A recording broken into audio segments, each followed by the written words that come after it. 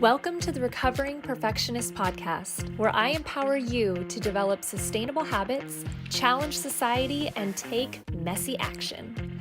I'm Christine, life balance coach and world champion ballroom dancer, and I believe that everyone has the power to create their very own life by design.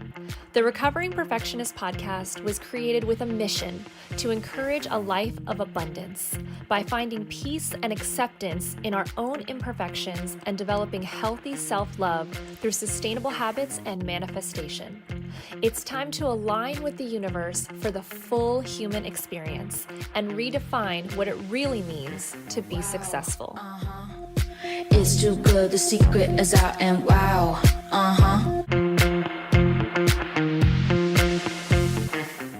Welcome back to the Recovering Perfectionist Podcast. I am so excited for my guest today. We are coming to you live from multi-continental areas right now.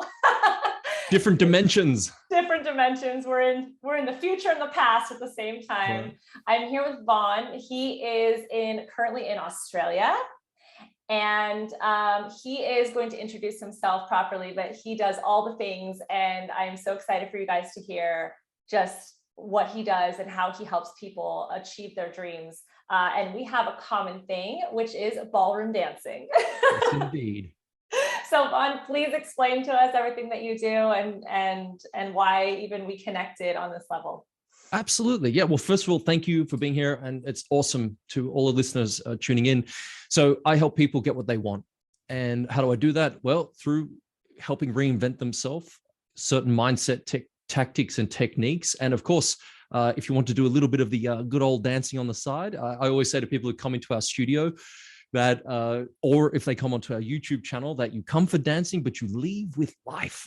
Right? Oh, I love that.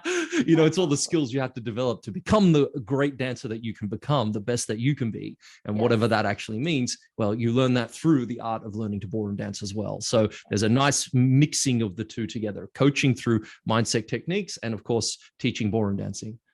I love that because I preach to so many people that ask me, you know, what I do. For those who already know and listen to my podcast, they know that I come from a family of ballroom dancers. And so Amazing.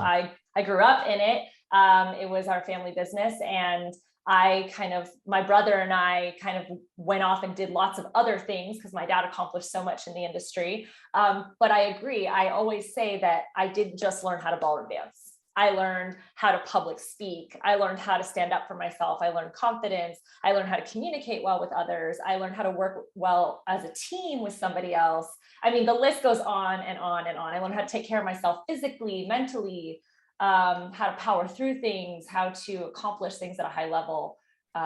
There's so many things. So you're totally right. I'm not just teaching someone how to dance. They're learning so many different life skills. Yeah, I was stoked, like, because I thought I was the only like ballroom dancing life coach. Like, it was weird, you know. Like, I know that's sounds so stupid and arrogant, but it's like, I was like, is anyone else actually like seeing the parallels here? Like, because there's so much emphasis on, say, performance and artistry and developing fundamental techniques, and all of that is really solidly taught. You know, if you go to the right studio and school, a teacher worth their salt is always going to have a fundamental training that way. But then there's the other side that gets neglected a lot, which really drives your behavior, is how you think, and like what you talk about, the habits you have and what you have to create. And that is the driving force, right? So I think it's cool that we've met this way. And I really enjoyed some of the things I've listened to you talk about. So I'm looking forward to our chat. Yeah, no, definitely. I mean, I completely agree with you. That's why I specialize in my life coaching programs with sustainable habits and just being able to build your life through the behavioral habits that you create in your life. And I just, again, like you said, as I started transitioning into my life out of competition, I started realizing the parallels and seeing how so many people were like, I just want to live your life. And I would say to them, well, it's a lot more complicated than you think it is, because, and the reason that I said that is because they don't have the habits that I have, right? So I do certain things a certain way because of competitive sports, and I transition that into and adapt it to my life. And that's why I'm able to travel a lot and not get jet lag, or why I'm able to do like why I'm able to do all of these things. And some people are like, how have you done so many of these things and not caught COVID? I'm like, well, there's certain things that I do that I don't really share publicly because it's just how I've taken care of myself my whole life. And these are just, I'm also taking precautions, but I also do certain things a certain way. My husband and I have multiple businesses, and how we're able to also work together and dance together. And, I know you mentioned that with your wife as well. Yeah. That Yeah. We met through like, dancing, Yeah, like, did you meet your husband through dancing? Yeah. Yeah. Cool. Yeah. So you're like, how so many people are like, how do you do that? And I'm like, well, when you learn certain communication skills on the dance floor, you can apply that off the dance floor. And sometimes we've realized, okay, maybe we should take a break from one of these activities. And again, it's just all in communicating before you jump to a conclusion that then leads to an argument or a miscommunication. And I think a lot of that comes from just how we are able to perform and understand that there's so much more that goes into creating the art that we create. Yeah, I like how you said early in that it's complicated, because one of the issues that I found with coaching in particular is that how simplified marketing tries to make things. And it's really important people understand, when you're listening to something like this, you need to listen to things a fair few times to start building up the training in your mind, right? It's like dancing. Like, it's really easy to say to people, I'll just focus on footwork and focus on posture. And with that alone, you will be great. It's like, what hell if it was that simple, right? We'd all be doing it. There's so many layers, and so for some people it's a foundation, like the first time they ever hear personal development or anything like that, it's a bit odd, but there's a foundational layer that you've got to get right, and then there's more to it, obviously, and it is complicated. So I want to give people a little bit of like hope, I suppose, that like staying the course is so important, and that you're doing things with imperfect action, right? Like, well, imperfect information and incomplete information. Like, you don't know all the answers, and you really only looking back, you say, oh, I did all these things, but you wouldn't know that going forward, right? And that's what's so important about tuning into podcasts and listening to things like that, is you are training your mind, but you don't arrive, right? Like, you don't just like turn up and all of a sudden you get it. You're getting it, you're constantly developing and constantly getting better. And I don't know about you, but I know this in dancing. Whoa, man, I was like, when I get to open level, like so there's beginning level, novice, pre-novice, like your 2 left feet, baby giraffe, right? And then you're aiming to go up to like the top level. Maybe you want to get to amateur open, which in and of itself is quite an achievement, right? Because that's hard to do. But then you say, by the time I get there, in your head, I'm going to be so much better. I'm going to look like those people. I'm going to be so good. I'll have no problems with balance or timing. I'll be so good at my dancing. And then you get there and you realize how shit you are, right? Like, and you're like, oh man, I thought I'd be better. Okay, I'm not falling as much. I can smile more. I can relax a bit more, but wow, I'm nowhere near as good as I thought I was. And it's such a trick that your mind plays on you, right? That you feel that when you get to a certain level of income or a certain level of your business or a certain level of life career change, that you will feel arrived, and it will all just work out. And you'll do less, and you'll feel like you can relax more, and all those things. And it's a constant unfoldment, isn't it? So, just to give people encourage, like, keep listening to these things and keep tuning into what we're talking about, and keep discovering more of yourself. It's a really good thing. Yeah. Oh my God. You said so many great things in there that I want to touch on. First of all is the level of perfection let me go back. So I had lunch with someone today. We were discussing instant gratification. Oh yeah. And that is something that when you say, I hope that people who understand it's complicated can stay the course. And that is so true. Because I feel like, for the way I live my life, and my husband is the same, is we are very much about efficiency and optimizing our life. So it's not about, we get this in this moment right now. It's about making sure that the decisions that we're making that are leading up to the goal that we want are allowing us to get what we want in the long term, that we may not be getting it at this very moment, but it is coming. And that's what we're working towards. So I always try to work with my clients on whatever is in your life right now that you are spending your energy and time doing. How do you allow yourself to clear out the things that are not serving the higher goal? And how do you find people, what do they generally respond to with that? Well, a lot of people spend their time, they don't realize how much time they waste. Yeah, right. And so when we start to lay down all of the things that basically we start with a list of all the happiness. It's a happiness list. We start about all the things that they want to do in their life, all the goals, right? Travel the world, lose weight, gain weight, have a kid, build a business, buy a house, whatever it is you want to do, find a soulmate. And so then we look at all the things that they do during the day. And I'm thinking these two lists have to match, right? These things have to be working towards these things. And honestly, without being, too over the top about it, I would say 70% at least of the things that they do over here is not at all working towards the things that they want. Right. Yeah. Yeah. Like, At oh all. my God. Yeah. And so the instant gratification of like, well, if I do, if I eat this cookie today, I'm happy. And it's helping me to get through my work schedule and my fact that I don't love my life. And I'm like, but you actually want to look like this. So maybe not eating the cookie today is going to help you look like this tomorrow. And that's just an easy example because everyone is in that weight loss game, but it could apply to anything that you're trying to do. And so that I think is very important for people to know is it takes, what did they say? I think like 80% of our daily behaviors is habitual behavior.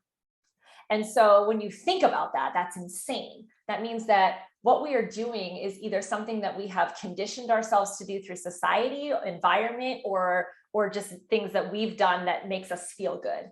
And those things may not necessarily be working towards our goals or be good for us.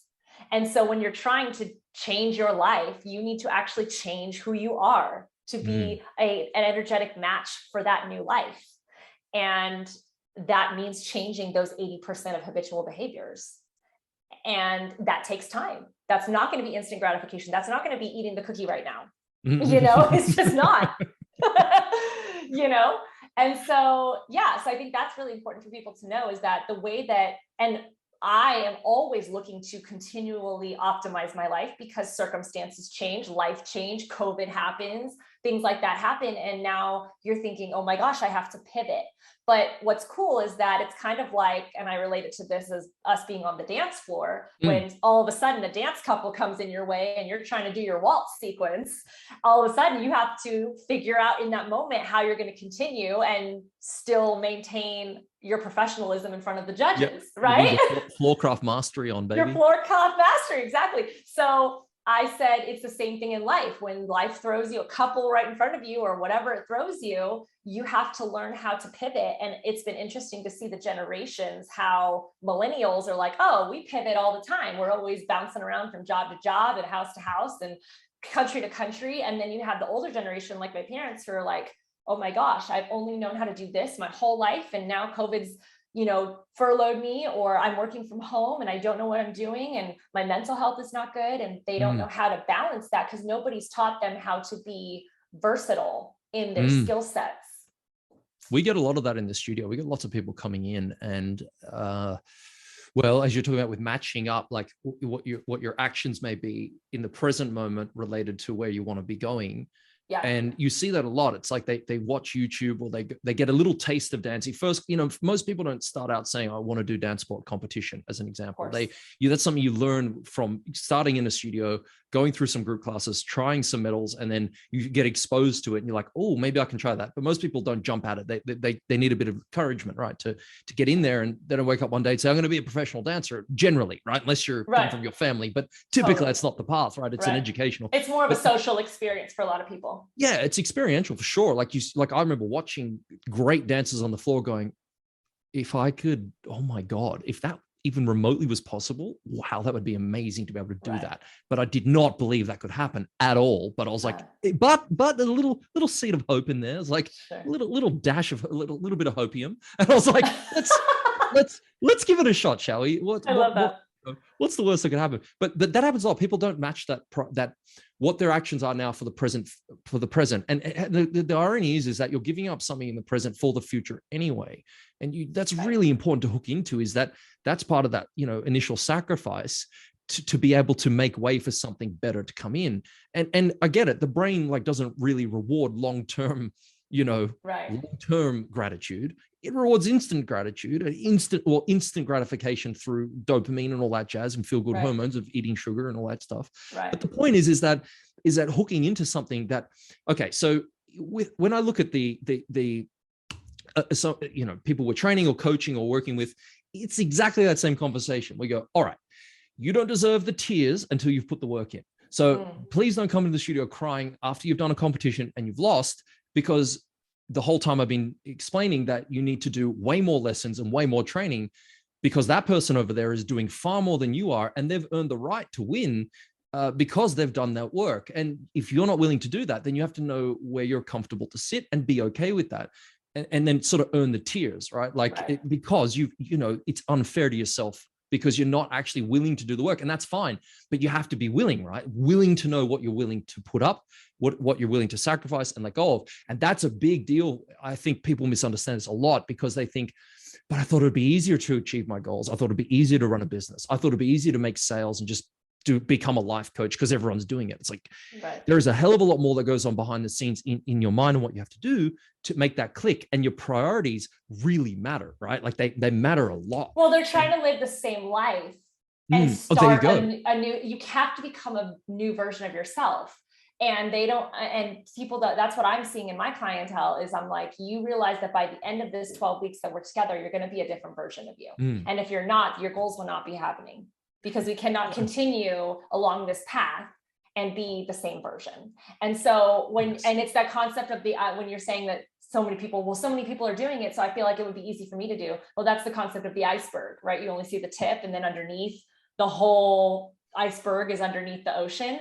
And that is what so many people are not sharing, which is another reason I started this podcast, is because although I feel like I can teach people how to create sustainable habits and do all these amazing things that I have mastered, I am still a work in progress myself, as we all are.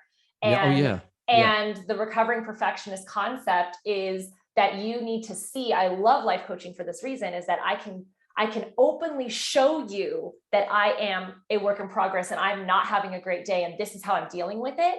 But I can also still be a coach to you and be masterful in these skill sets and help you with your journey. In ballroom dancing, you can't do that.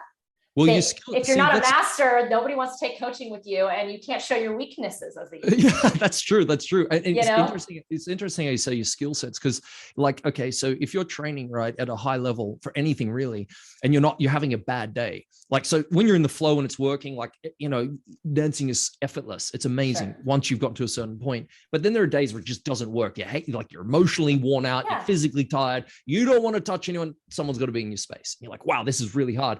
What do? You fall back on your technique, because you can always focus on your feet. You can always focus on something within your body that you can take over with, right? The muscle memory. And you can at least go in and fall on the very bottom level thing to carry you through, so you can at least train and not quit that day.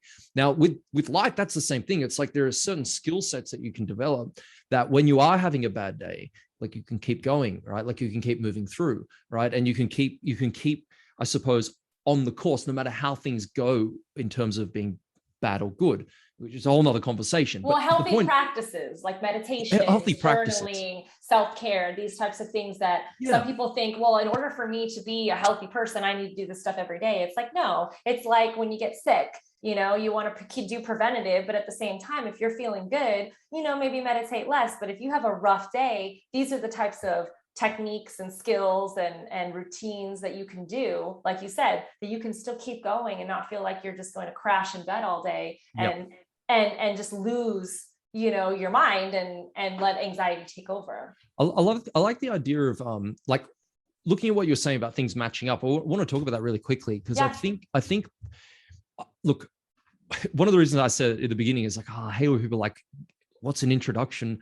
Not what you said. What can I say about you? It's like when people ask for an introduction, there's so many, like, people are complex. We're complicated, man. Like, there's so many layers and stigmas and schemas and mental health issues and all sorts of stuff that everyone has to deal with, right? Often the problems are pretty complicated. Solutions can be a bit more simple.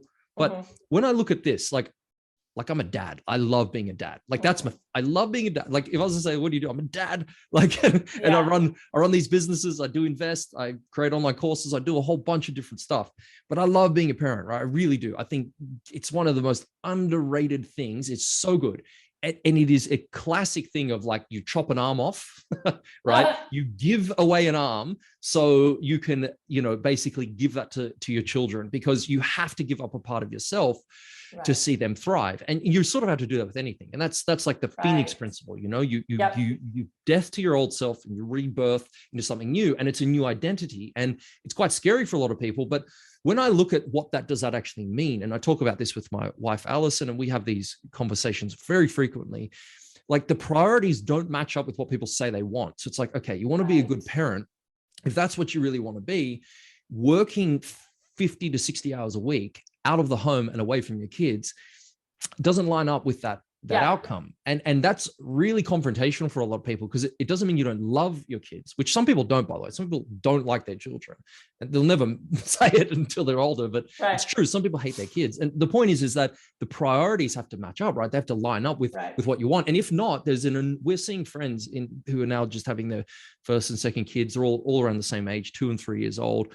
And they're having enormous difficulties with trying to be the parent that they want to be, and then also trying to balance like a career and moving into to build a business or do some things, so I think one of the first things people need to get really clear on is actually, what do you want? And that takes some specialized skills. You can't sort of sit on your own sometimes, just go, I just want to watch Netflix and and travel. It's because they say they want all of these things, and then it's like, well, talking about it is, that's great. That's the first step of realizing that this is what you want. Now, what are the actionable steps that you need to take in order to have that result? And then what's the intention you're going to put behind it? Yeah. You know what I mean? So I actually have like a 5-step process of how I create sustainable habits and build all of these things. And it works with, setting the goal and the intention and creating the routine, optimizing it, and then and solidifying the system. And it works through all the steps because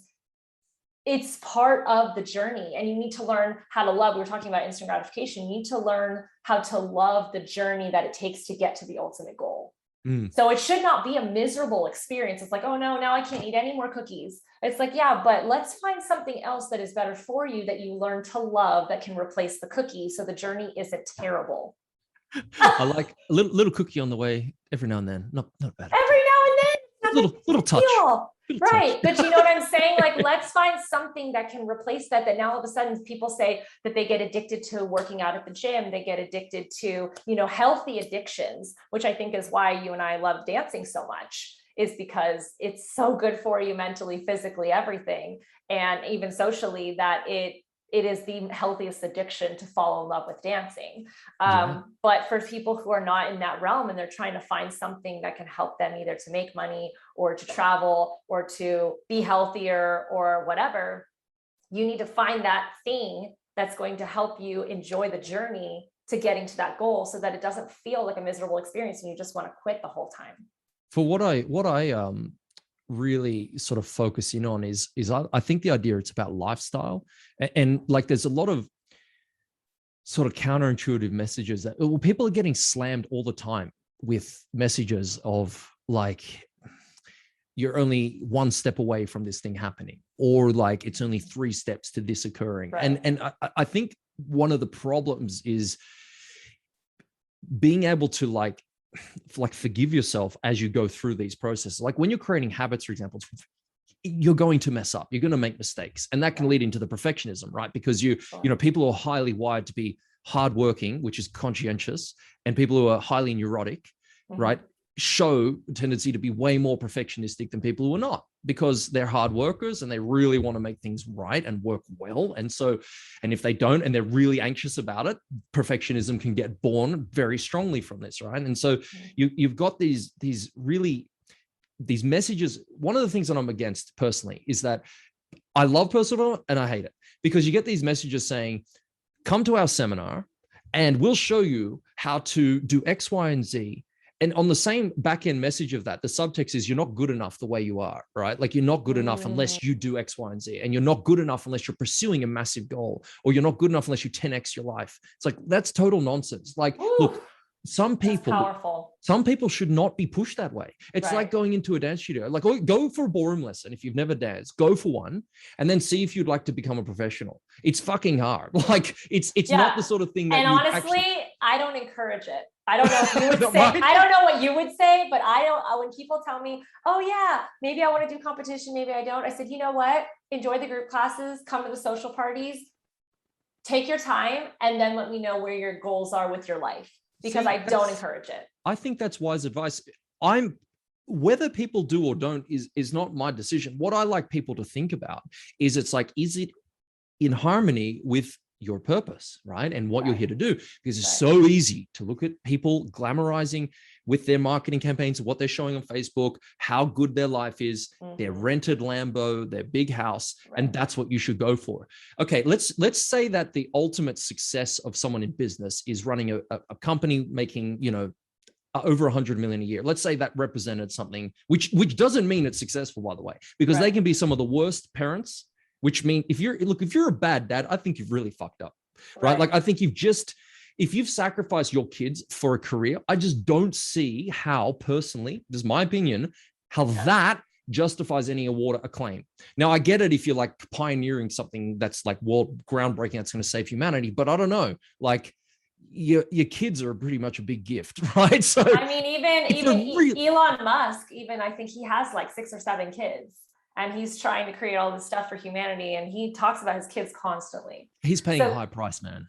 He's paying a really high price. He is, but I'm saying, I think the kids are still heavily involved. They come to work with him. They see what he's doing. And I don't think that he's trying to just put kids on this planet and then just be like, oh, but also I got to go save humanity. And it's like, no. He wants them on a different planet. yeah. But they're part of the process, and he's including them in the journey, which I think is really cool, because they're going to grow up seeing their dad do something that nobody else has ever done.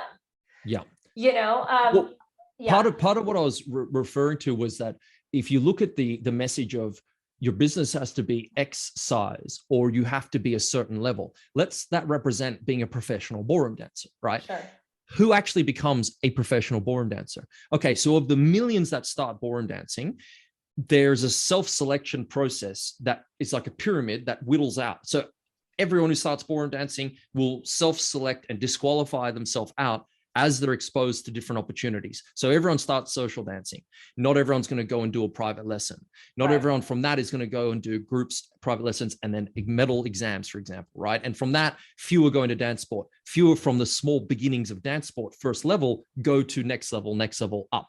Those who go into amateur, big pool within that, but then less go professional, right? So it's like you're talking the top echelon of people who have chosen to do it, but why have they chosen it? This is the question that's always been in my head since I've been like 15 years old and I started my first business. I was always concerned and thinking about, like, why do we do what we do? Like, seriously, like how could I, with two left feet, turn ballroom dancing into this lifestyle business, travel the world, but also still be exposed to these insane opportunities, like pioneering the first internet streaming of dance sport back in 2011. I hooked up with a company and we started streaming, which was very difficult to do back then, ballroom dancing competitions. And like, what enables someone to do that? And the problem becomes, I think, when you compare yourself. So you're a medalist and you start comparing yourself against a professional dancer. Why would you do that, right? You're in business, you compare yourself. Oh, I'm not as good as Steve Jobs. Like, no, I know, because that's not the rule, right? Like, you've got to find your space, and when you're in that space, that's the trick, right? It's finding out where's your capacity and how big can you make that capacity expand without breaking yourself, right? Without, because then it tilts the other way, doesn't it? You can then implode or have a huge string of mental health issues because you're constantly trying to make things bigger, louder, better. You get what I'm saying? Oh, totally. But I think that's also just, the society that we live in, commercialism and industry would not make any money if they didn't prey on our weaknesses, that we are not enough, or we're not this, you're not pretty enough, you need this makeup, you need this outfit, this whatever. You're not pretty enough. That's a big one. You're not pretty enough. Like, I got a daughter, I love her to bits, and I'm looking at social media and I'm like, oh man, like, like there's a grounding within your own self-image that's so important, right? Because there's a big, you see lots of 20-something-year-old injecting lips, doing all these things. It actually doesn't look attractive. Like from what I've seen, I'm not, I get it's a fad, but I don't think it looks attractive or appealing. But it is, like you said, it's preyed upon and marketed, like pushed in your face if you don't do this. Right. Well, millennials, I didn't get a cell phone until I was like 16, and some of my friends even got it later. So like we didn't start having Facebook or any of that until we were deep into high school. Do you think that was a good thing? 100%. Yeah, why is that? 100%. Because we were just able to just be kids. And now you have, if you watched on Netflix, The Social Dilemma, which I was not culture shocked by a lot of that. I'm very aware. I've been in social media marketing. I get it. And being a millennial, I feel like the generation that had the transition between no technology and technology. So we are not consumed by all these, lies, and we get sucked into these, but it's not, I know what you mean. We understand we're getting sucked in versus Gen Z and Gen X right now. There's even another generation. They're getting cell phones in elementary school, and they're playing with these Snapchat and these Instagram filters. Basically, nobody knows what anybody looks like anymore. So Susie has clear skin and I don't. Well, she probably doesn't, but she's using an Instagram filter. And so now, like you said, your daughter, that was the biggest aha moment from that documentary on Netflix for me, was seeing the kids go into deeper depressions and cutting and different things because they were given cell phones too early. They were given Facebook accounts and all of these things. And now all of a sudden their entire identity is online, and they're using all of these ways to make themselves look more attractive and appealing. And that's not real life. And that shouldn't be real life. Everybody, when you're a kid, you're growing up, you're going through the awkward teenage years. This is all part of your growth and process. You don't have to be perfect when you're that age. That's the whole point. That's why adults wish they could go back to their young years and feel like, remember when it was so easy and we didn't have to constantly put on this face and this act all the time? And if kids are already feeling like they're not enough, they're not as pretty or skinny or whatever as the person next door, that's such a terrible way to start building your mental health as a young kid. That was completely eye-opening for me. Well, that's, I mean, one of the statistics is over 140 odd percent, 46% or something, 146% increase in teen suicides in the last, since 2010. Like that is so ludicrously high that, like, if you run a business at an increase like that in a 10-year period, you'd be okay. You'd be happy. That's good. You're doubling your revenue, like that. You're doing more. Right. Like, but when you're talking about people, that's crazy, right? And the reason I'm mentioning this and having this sort of like tangent is because it's really easy for people to think that they're not enough, right? Like that they're not good enough, or they're not enough, and they always need to be doing like X, Y, and Z to become the next person. Now, the double-edged sword with this is that you're creating yourself in every moment, right? And your future self is going to look back and thank your present self for whatever you do that's positive, right? But otherwise you're going to reaping a really bad harvest if you're not looking after yourself now, right? And I like that sort of thinking where you're looking at what are you doing today that's very much going to help set up a better tomorrow, but it won't cost you the things that really matter, because that's where people get messed up. And you think, well, what matters to me? Well, then you start seeing all these messages coming in saying, well, you just need to make sure that you increase your business by X amount per year, otherwise it's not good enough. Or you don't have a job because jobs are terrible, and they're against that type of thing. And I get that, like I do understand. But that's interesting that you say that, because I feel like that is your core values.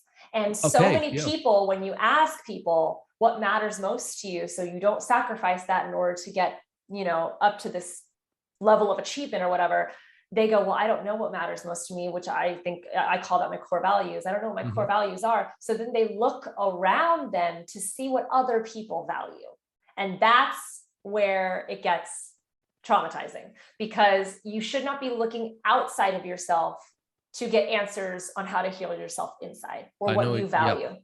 So you need to be looking deeper. You need to go in instead of going out, because your friends, your family, the environment, society, Instagram, all value different things. And especially Instagram and marketing are going to get in your head and condition you to want to value something different so that you can buy something to, facilitate that. So your core values, like mine, happen to be dancing, healthy lifestyle, travel, family. These are things that are non-negotiable. But then if something is going to come in and sacrifice something from that, is it working towards a different goal that I have? Is it worth it? And that's how I pick and choose some of the projects. Cause I'm sure just like you, when you say, I don't know how to pin down what I do, every single day I come up with 5 to 10 different new ideas, right? You can't do them all. You have to weed them out. You need a compass to just navigate. Yeah. There's no lack of ideas. It's the lack of time to fulfill these ideas. And if any of those ideas, that's when we start to balance, does this match up with my core values? And if it doesn't, not a great idea. I like that, because your values are something most people don't understand. Like they don't know they have these things, but they're basically like rules, and they're how you actually orientate yourself. And essentially another way to think of it is like, okay, you have values, they allow you to focus on a certain thing, like what you value on, you're going to spend your time on. But it's interesting because, like, do you think you discover values, or you're born with them? No, I think you discover Or do you them. Create them? Create them. I think you create them. I think so. Well, here's the thing. I think they come from all different aspects of life. And I think they can also change depending on what it is that you need. So I think that, like you said, it's a set of rules for yourself. But the cool part is that you make them. Nobody should be telling you, you should value this. Right. And so I think that you're born with certain things. I was born into a dance family. So for me, dance was a value. It was something that I felt kept me healthy, mentally, physically, gave me confidence in school. I was very shy. It gave me an opportunity to accomplish something at a high level. It kept me athletic. But then as I started going deeper and deeper into my life, and then I met my husband and did all of these things, I was like, this actually may not be working for me right now anymore. And so I stopped competing. I just kept teaching a little bit, but I started transitioning and not making it my whole life because I was falling into that perfectionist, way. And I was holding myself to such a high standard that I felt it was unattainable to sustain. I was achieving it, but I was like, how long can I go like this? This is not a sustainable way of living. And most of my friends who compete, they say the same thing. They're like, oh, we're trying to get in and out. We want to get our titles. We want to retire, and then we want to start a family. Like they love what they do, but they're like, we can't do this for 10, 15 years. This is not maintainable. No, it is not. And doing all these crazy things and training at such high levels and owning a studio and working and doing all, like, this doesn't make sense for, it's the same thing for Olympics. Why do Olympians retire so early? Because you can't sustain that high level for too long. You do what you need to do. You get in, you get out. And you know what I mean? Well, yeah. Oh, yeah. Well, this is perfect because, like I said, it comes back to lifestyle again. Like, what do you actually want? And my wife and I sold everything. Like, I was in real estate, had a nice car, had property, was working 7 days a week, training 6 days a week on the side. That's all we did, was just work, dance for like 10 years to be able to go and train and live in England. Because one of our goals was to train with the top coaches, right? And in both ballroom and Latin dancing, and become 10 dancers. That's what we wanted to do. Oh, very cool. We actually did that, right? And we turned professional, went there at like the age of 26, 27. And we were going to stay there, right? And we started making some moves into TV and different things and pursuing different opportunities. And we were poor as hell, man. Like, we had like no money. We had like the potatoes, like the holy shit. We had $5,000 beautiful ball dresses, and then like one pair of sneakers with holes in it that we walked through the snow to training. Like, I literally could say to my kids, when I was your age, I walked through the snow for 3 miles to train for 2 hours and then walked back sweaty. With holes in my shoes. I can say that for real. Wow. But that sacrifice was like really important. But here's the crazy thing is, we also knew it wasn't sustainable, because first of all, who were we actually competing against? I mean, you're obviously competing against yourself. That is the main thing to always realize. It's like, your best version of yourself is what you want to go up against, and every day that's what you should be competing against. But in dance sport, in sports generally, you also got competition, fair enough, but you can't do anything about them. You can't stop them training, you can't do much, you can't Tonya Harding them, like, there's not much you can do. What you can do is what you do best. And now we were like, okay, seriously, how far could we actually go? Like, we got beliefs, we get that. We're going to have challenges. Okay. But how far could we actually go in the next 10 years? Like, realistically, because the people we're competing against have been champions of the world for the last 10 years. It's not like I'm just going to become magically better in the next 2 and beat them. And that's not negative thinking. It's just knowing like where you sit. And that's good to know. Like, that's like, it's like running your business and then comparing yourself against Elon Musk is not healthy. Okay. It's just, don't do that. Right. But people do, and know that's unhealthy, because you could do everything right and still get an inch next to that, right? And so dancing is this metaphor. The point is that we started to realize when we got the opportunity to, our dear coach got cancer. She said, Vaughn, I'm out. Like, I'm going to shut the studio. And I said, oh, look, what about me? Maybe you said I might take it one day. And I said, but I was on the fence. And she goes, really? You'd come back and do that? You'd come back and run the studio? I was like, shit. No, I don't think so. Like, I'm in England. I don't want to go anywhere. I like England. And so, but she said, no problems. You can think about it. Let me know. I call her back in 2 weeks and she goes, Vaughn, great news. I've told everyone you're coming back. You're running the studio. It's yours. Off you go. And I'm like, oh my gosh, good thing we decided we're going to come.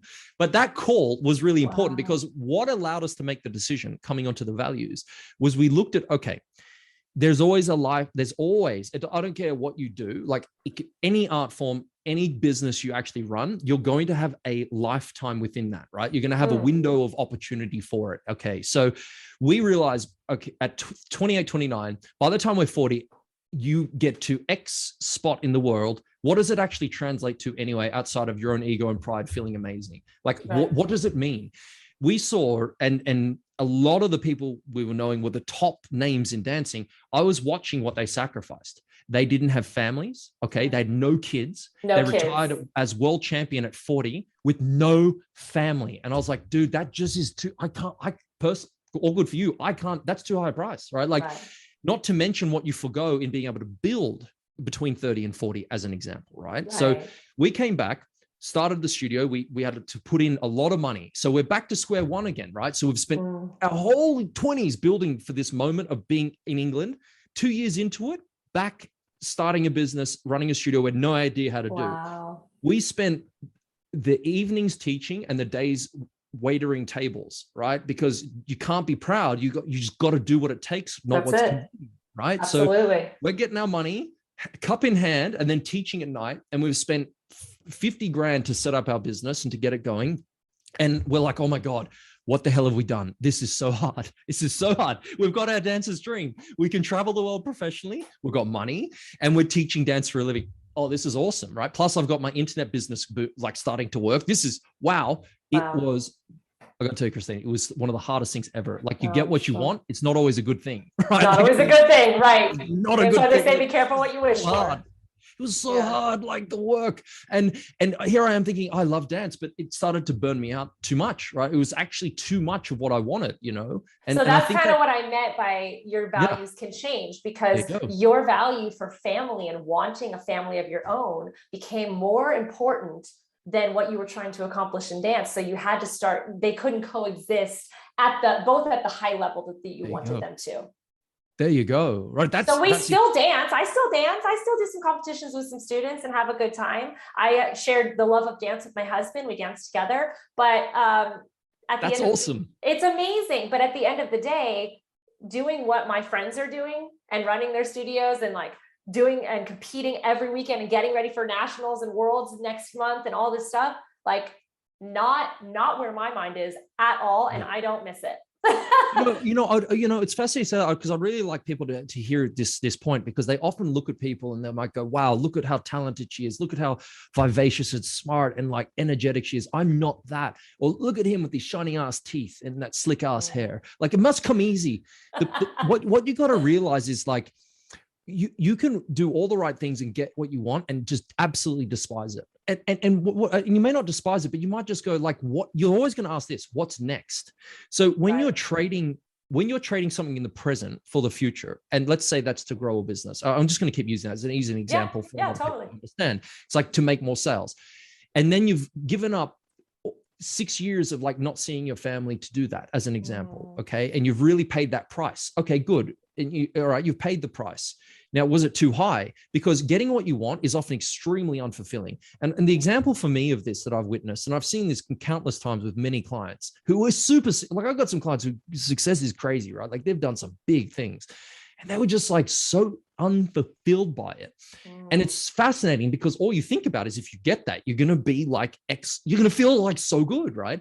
And it's like the winning of a trophy, the feeling of that lasts like 5 minutes. And then you're like, what's next? We were standing on, our biggest goal in dancing was to represent Australia. That was like if that would be incredible. And we became 10 dance representatives for our country. We did that 4 times.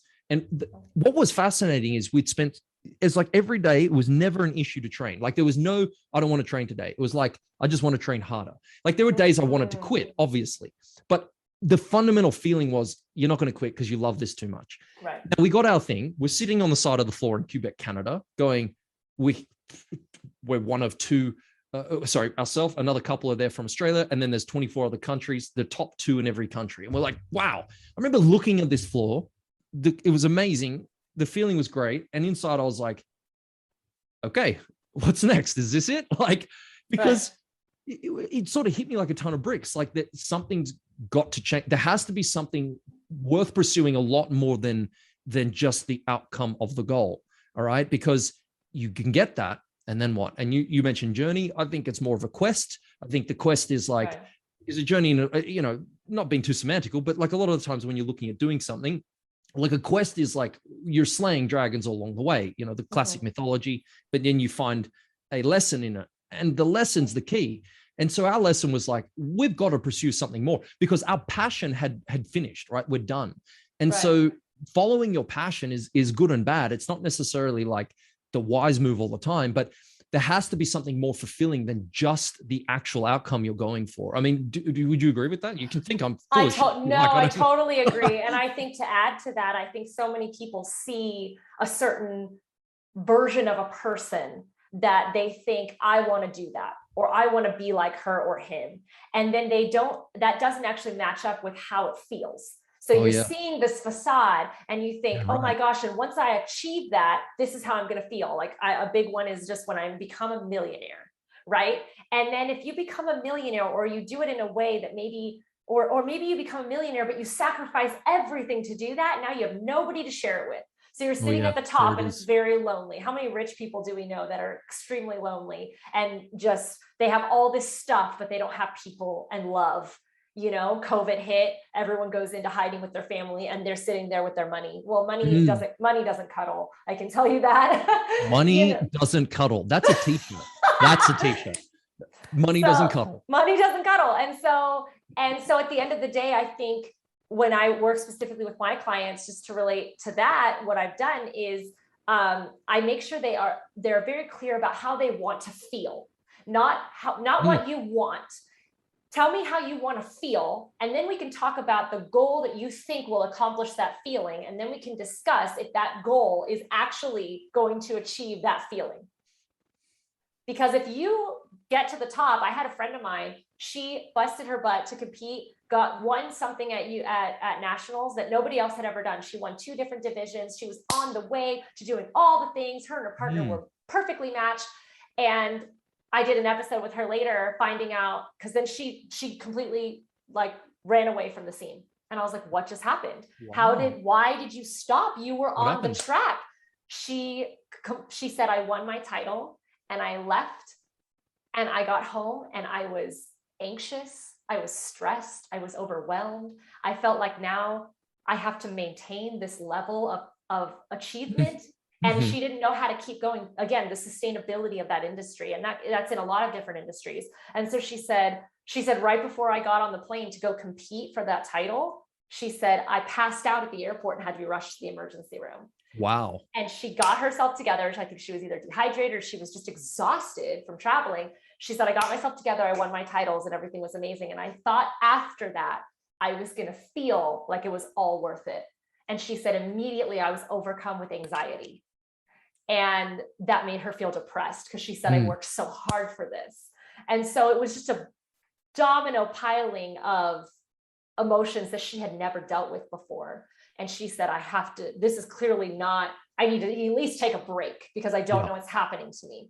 And so it's a matter of matching up. So I agree completely with what you're saying. It's a matter of matching up the feeling that you're trying to accomplish with what you think is going to accomplish that feeling. And so many people see something and say, once I have this, I'll feel this. Yeah. And it's like, but that's not necessarily the case. Yeah.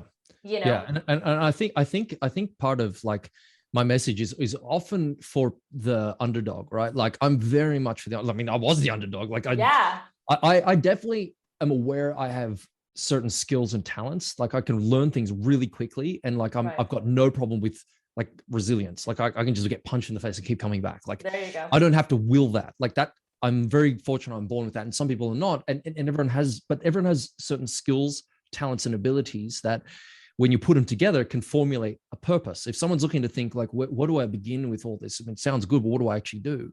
You're going to know inside, like you have the answers, like they're actually there and they're present. They just might be blocked out with a lot of noise, but you got to look first of all at those areas. Like, what are you actually really good at? Like, what are those things that come a little easier to you than maybe other people they don't? And then what are those skills that you have and what skills do you need to learn? And what are the abilities you have? And you put them together and it actually can formulate a purpose. Like, so for example, I'm so bad with like mechanical things. Like, it's not that I couldn't be good at it if I'd persevered. But it's not like I'm going to become a professional mechanic. Like, it's just not my space. I'm not going to do Formula One. Like, it's not my space. Like chemistry, what are you talking about? H2 what? Like molecules, totally. Like, totally. And it's not a lack of brains. Like it could be, I don't know, but I don't think it comes down to intelligence in that sense because there's different types of intelligence, right? So I think people have to look inward a little bit and go, okay, like where am I actually going? And like, where do I want to go? Mm-hmm. Then connect that to those, unique skills, talents, and abilities for that purpose. And the values help orientate that, right? They help to, it helps to decide kind of what you enjoy and what you're passionate about, but also what makes you feel good. Yeah. I don't think so many people, they think, well, I have to figure out what my passion is, or I have to figure out what my, in college, your major, I have to figure out what I'm good at. And it's like, what makes you happy? When are you laughing or you're the smiling the most? And why? And how can you turn that into a career or into something that you do in life? You know what I mean?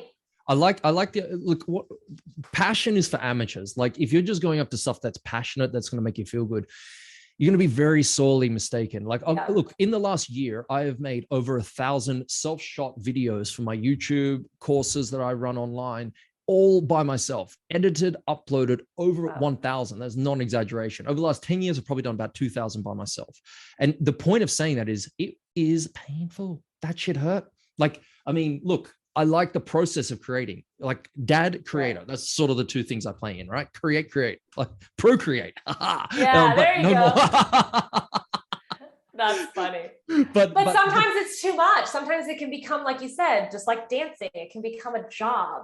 And it feels like you're exhausted from it. The point I was saying is the outcome was worth it, right? Like the see, it was not instantly gratifying, but after like just finishing, pressing stop to then to take a break and then to edit, that's the reward right there. Like that's where I got that enjoyment.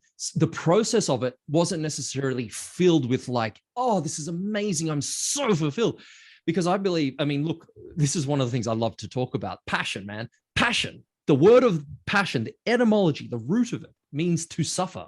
Okay. The beginning word of that doesn't mean high five, I'm passionate about life. It's the root of it comes from the passion of Christ, to suffer.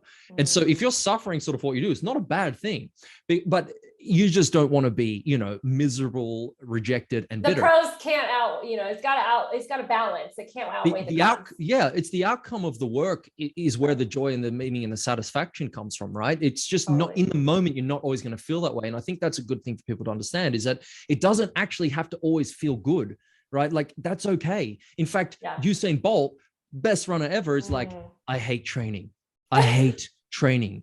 And there's always that because I know I'm going to die. Every time I go, I hate it. I'm going to die. Every time I train, I just feel like I'm going to die. He does like what, an hour and 45 minutes a day. That's his training. But it's like, he's like, you try doing my training, you will die. Oh right? Yeah, totally.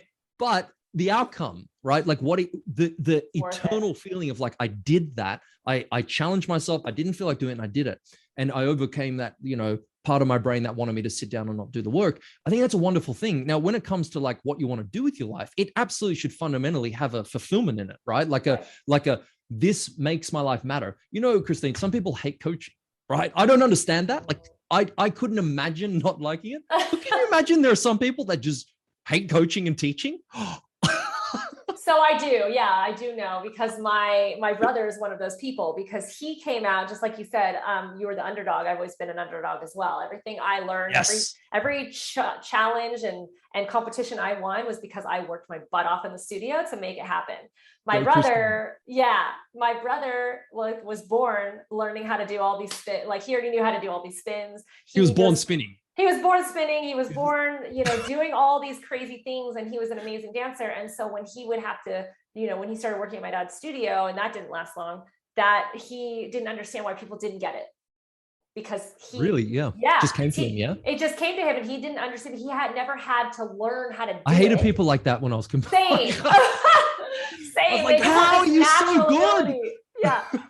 So those are the people that don't enjoy coaching and teaching, because they don't know how to help people through the process. Yeah, there you go. So I get that. It's very frustrating for them, because for them, it's the opposite. It was frustrating to not be able to not do it. They've always known how.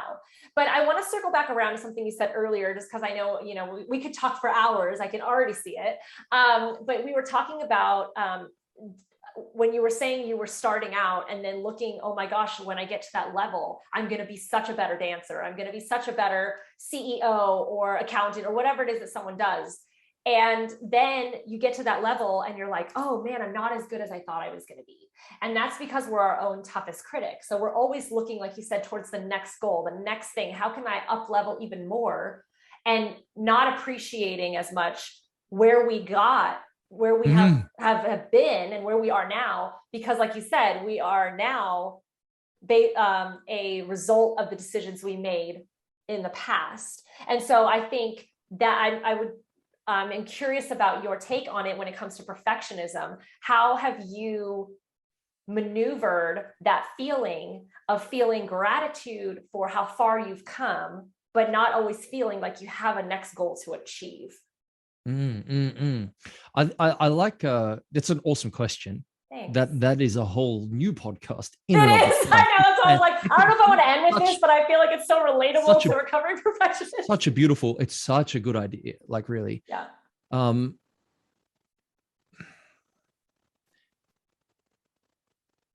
Well, look, most things come down to, I suppose, there's two things: perception and your personality. But if we rephrase that question for me, because I've got a lot of different ideas on this one, and I want to keep it as succinct as how do you feel gratitude for how far you've come, knowing that you and I, where we are in this moment right now at 7:32, for me it's 7:32 p.m., whatever time it is for you in Australia, how we feel what we've accomplished in our life? Because I think for me, a lot of times I look at how much I have to do to accomplish the next goals. Yes. Yeah. Oh yeah. So look, having an eye on the future is really important, but I think if you live too far in the future, it creates anxiety, right? Yes. So because if you're so future based, and this is one of my biggest weaknesses, is being future based, it ends up crippling a bit of the anxiety, crippling you with anxiety, which is something that I manage because. And I used to manage it very unhealthily by drinking too much. I was a high achiever, but my God, I was also quite stressed, and I would just manage it with bad coping mechanisms, right? And so first of all, having an eye on the future is very important, because I'm not saying to people that you should not orientate yourself towards a goal. You must. We're goal-seeking creatures. Like, you just can't get away from the fact you need to aim towards something. Absolutely. The problem becomes if all you're doing is aiming and trying to do bigger, better all the time, without also being, present. And you're never present and you're never satisfied. So right. How much will ever be enough? It will never be enough. Well, coming into the satisfaction, I think being dissatisfied is totally fine, because it breeds innovation. I think that's okay. I think the problem becomes when you're looking at not being, say, content with your result, and that's a dirty word sometimes, content. I don't want to be content, right? But gratitude's a far, far more powerful word, because that is present based. Now, William James did some work on this, and he did an experiment to sort of test out, what does the now actually mean? Like, can you time it? And it's around 3 to 6 seconds. So now is now. Interesting. Now it's 3 to 6 seconds. That's what the now actually means. And then if you're in the past, if you're living too much in the past, often people with traumas, they are constantly reliving past experiences, and that traps them. But the now is critical right now. So one of the ways you can stay sort of present based is through gratitude. And it's such a cliche word now, but it's so true. Like for 20 years, I've been in the coaching space. I had my first coach at the age of 18, and I was like, I want to do what he's doing. But first of all, I'm going to get some real world results in the world of ballroom dancing, because one, I suck at it. Two, if he's any good at what he's saying in coaching can happen, right? Like if he can literally teach you how to make goals a reality, I'm going to test it in ballroom dancing. And if it works, I'm going to then dedicate my life to teaching it. And so that's actually what drove me to become better at ballroom dancing. And it was a weird experiment, but it worked. And I was like, okay, because I was not inherently a good dancer. Okay. And so that really, really helped a lot. Anyways, so the gratitude aspect really kicks in on this. And it's like an enormous component of what I like to talk about, because it's so overused. But 20 years ago, people were like, gratitude sounds hippy dippy. But what is gratitude, right? Like what actually is it? Well, the gratitude side of things is well, first of all, it's almost like a powerful emotion. You could say it's a feeling more than an emotion, right? So it's a feeling. Yes. So feeling gratitude is key. Now, if you look at sort of the brain and the body connection and the mind and body connection, there's different parts to a person. So we're not just a body, right? It's like Alan Watts would say, you're an envelope encased soul. All right. And so, you're just a sack of bones with a soul, but, you've got different parts of how you operate, and gratitude is not you saying I'm grateful. Because how many times have you ever said, thank you, but you didn't mean it, right? Like you just said it. You know what I mean? Well, that's the thing. I think a big part of gratitude has to be intention. You got to feel it. You have to be intentional about being grateful for being in the present moment, or celebrating your successes and saying, wow, I won that. Because even as dancers, we win a title and we're like, great, what's the next title I can win? Right. And you're not even, how long do you celebrate that win? You know what I'm saying? So any win in life, it can attribute to anything that you do. How long are you celebrating the weight loss before you feel you need to lose 5 more pounds? How long are you, how long are you celebrating being a good parent until you have to parent again, and all of a sudden you screwed up this time? Right. So right. So it all correlates same thing in your business. I did great and I reached the milestone, but now I've got a new milestone. And so I think that for me has been the biggest thing correlating from dancing to real life. And that whole recovering perfectionist concept is understanding to appreciate what I have done, and that some days maybe it's a rest day, and the rest day is going to be something that I need, that my body is calling for, that I can appreciate and actually be in the present moment of living the life that I have built. Because if we're constantly trying to build the house and never living in it, what's the point of building the house? That's it right there. That's the perfect analogy to what the difference between, like, being too future based and then, being present. You do have to have you need a goal. And look, you can keep renovating the house, but you need to at least be living in it.